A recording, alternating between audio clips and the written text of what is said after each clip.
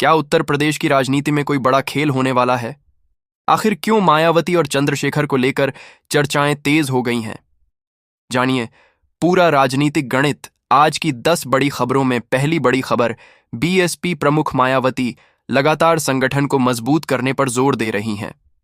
हाल के महीनों में पार्टी के विभिन्न राज्यों के पदाधिकारियों के साथ समीक्षा बैठकों का सिलसिला जारी रहा है। मायावती का फोकस बूथ स्तर तक संगठन को सक्रिय बनाने पर है, ताकि आने वाले चुनावों में पार्टी का जनाधार मजबूत हो सके। उन्होंने कार्यकर्ताओं से कहा है कि वे जनता के बीच लगातार संपर्क बनाए रखें और स्थानीय मुद्दों को प्रमुखता से उठाएं। दूसरी बड़ी खबर, मायावती ने जातीय जनगणना और राष्ट्रीय जनगणना को समय पर और ईमानदारी से पूरा कराने की मांग दोहराई है। उनका कहना है कि ऐसी जनगणनाएं सीधे तौर पर सामाजिक न्याय और कल्याणकारी योजनाओं से जुड़ी होती हैं। उन्होंने केंद्र सरकार से इस दिशा में तेजी से काम करने की अपील की और कहा कि सही आंकड़े मिलने से वंचित वर्गों को लाभ पहुंचाने वाली नीतियां बेहतर बन सकती हैं। तीसरी बड़ी खबर, 2027 उत्तर प्रदेश विधानसभा चुनाव को लेकर बीएसपी की रणनीति पर चर्चा लगातार तेज है।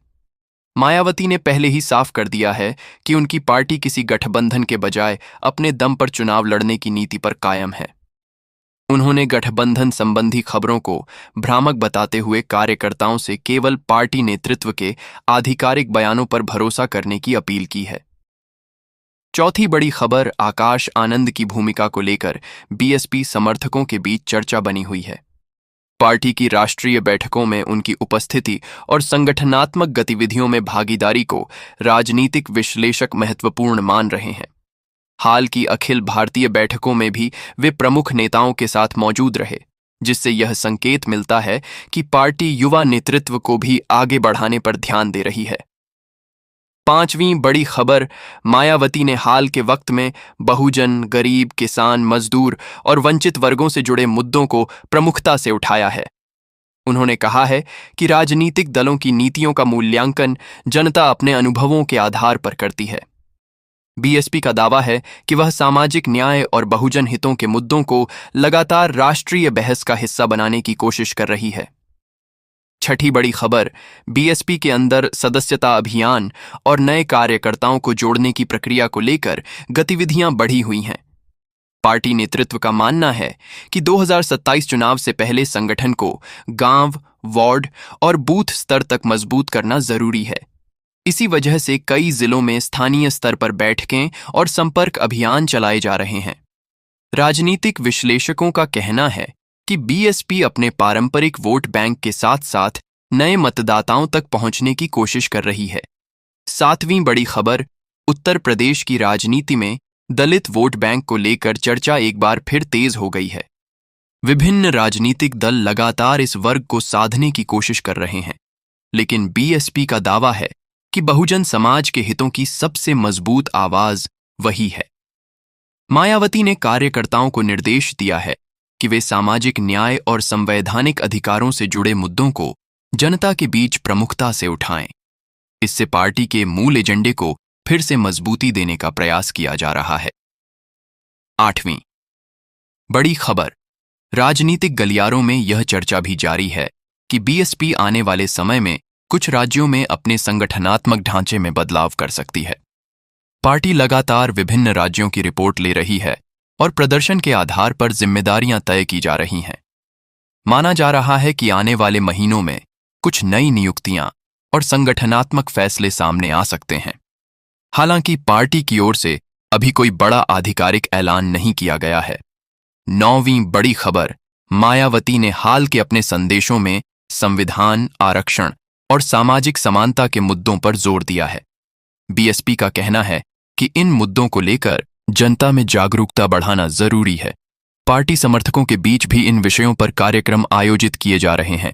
राजनीतिक जानकारों का मानना है कि बीएसपी भविष्य की रणनीति में इन मुद्दों को प्रमुख स्थान दे सकती है। 10वीं आखिरी और अहम खबर, 2027 विधानसभा चुनाव को लेकर बीएसपी समर्थकों के बीच उत्साह बनाए रखने की कोशिश जारी है।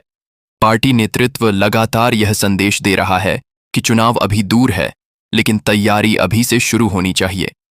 मायावती ने कई बार कहा है कि कार्यकर्ता जमीनी स्तर पर सक्रिय रहें और जनता के बीच पार्टी की नीतियों को पहुंचाएं। इसी वजह से बीएसपी की हर बैठक और हर राजनीतिक गतिविधि को 2027 की तैयार के नजरिए से देखा जा रहा है। क्या उत्तर प्रदेश की राजनीति में कोई नया समीकरण बन सकता है? क्या बहुजन राजनीति के दो बड़े नाम कभी एक मंच पर दिखाई दे सकते हैं?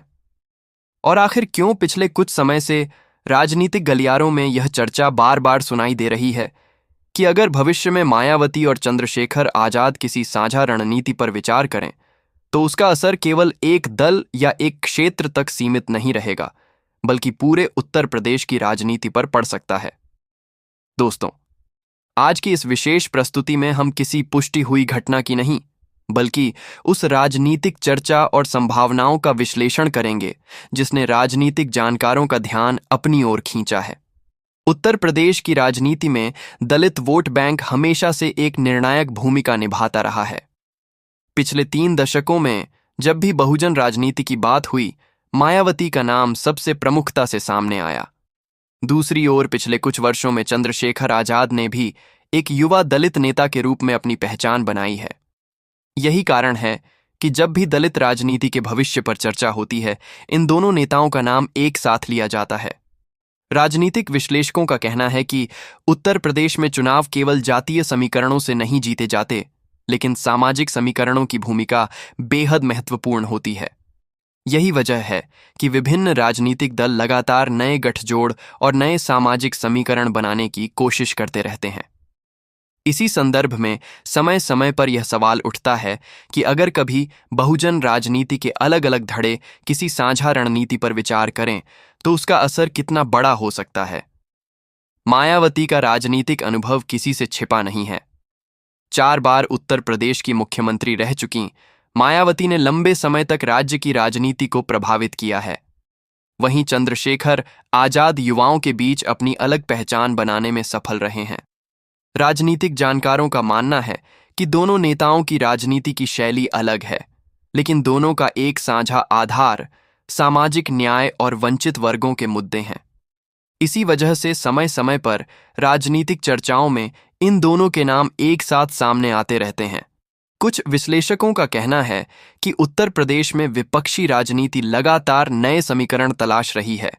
भाजपा, समाजवादी पार्टी, कांग्रेस, बीएसपी और अन्य दल अपने अपने स्तर पर रणनीति बना रहे हैं।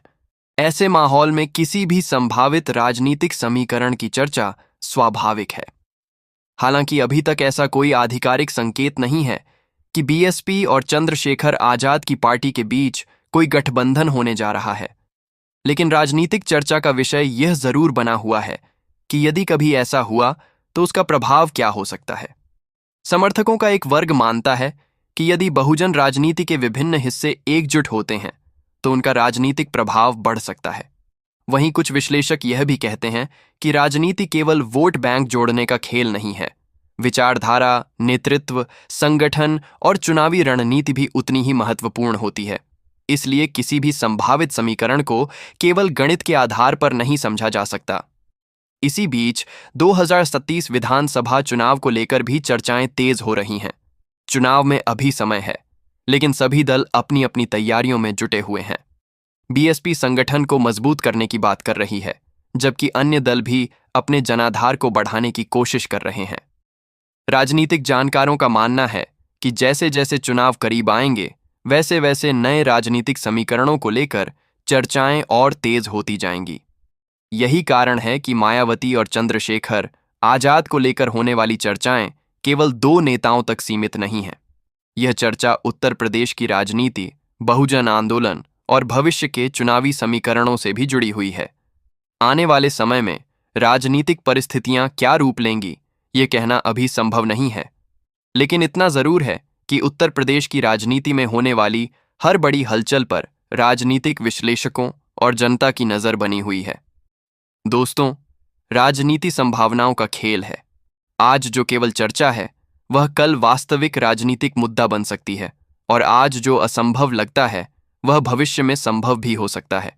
लेकिन किसी भी निष्कर्ष पर पहुंचने से पहले आधिकारिक तथ्यों और राजनीतिक घटनाक्रमों का इंतजार करना जरूरी है। यही लोकतंत्र और जिम्मेदार राजनीतिक चर्चा की सबसे बड़ी पहचान है।